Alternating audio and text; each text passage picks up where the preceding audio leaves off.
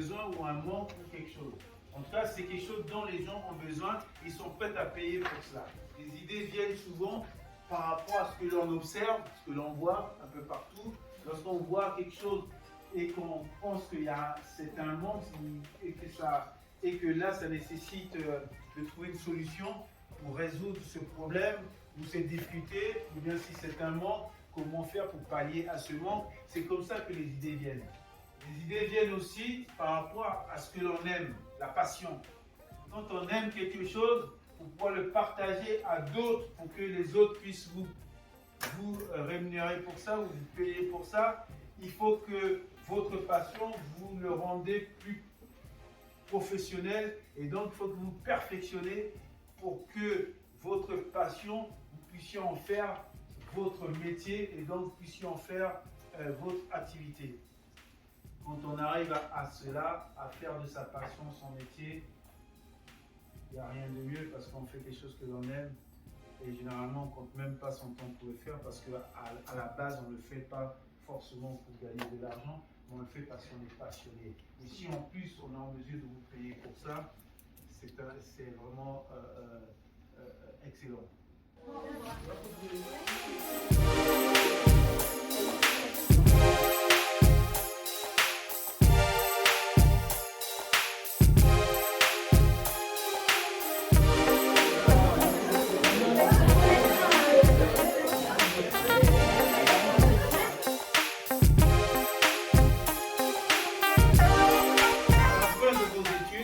Vous n'aurez que deux choix, soit trouver un emploi ou créer son propre emploi.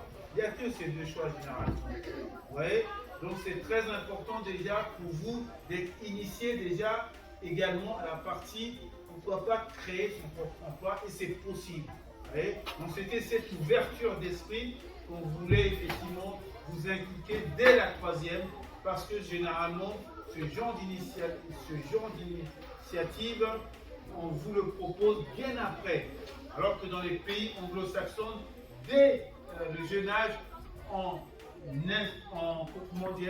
inculque les jeunes à avoir cet esprit entrepreneurial.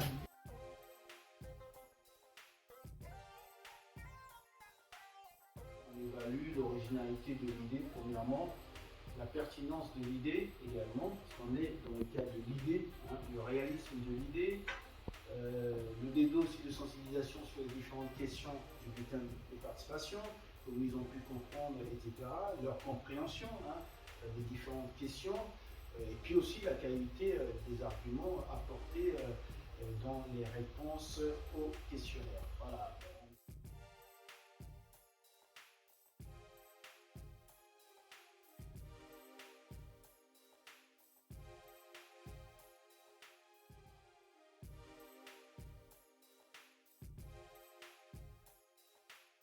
Donc, nous pensons que la sensibilisation, effectivement, il faut la faire en amont, il faut la faire assez jeune.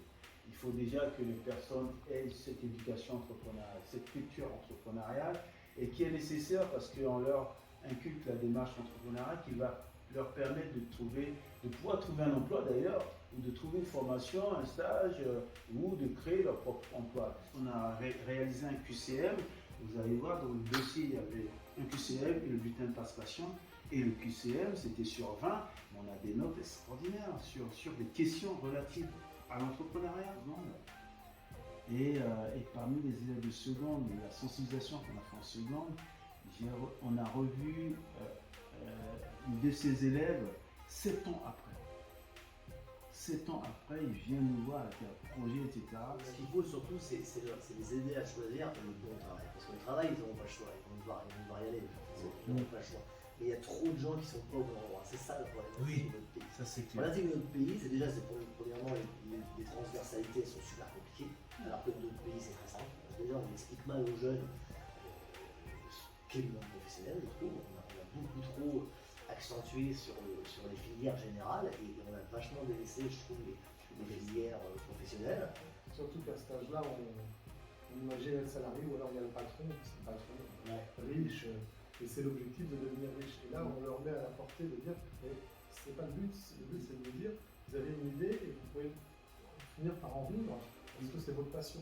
Et c'est en ça que ça a une autre approche. Ouais, je leur dirais, l'objectif c'est pas de réussir spécialement de grandes études dans les lignes qui sont tout indiquées parce qu'on entend parler de... Non, je dirais, si tu choisis, si tu veux bien voir demain et tu me dis je veux être boulanger, pâtissier, ce que tu veux, je te donnerai les moyens d'y aller. Et je te donnerai les moyens d'aller vers ce rêve, de choisir ce métier.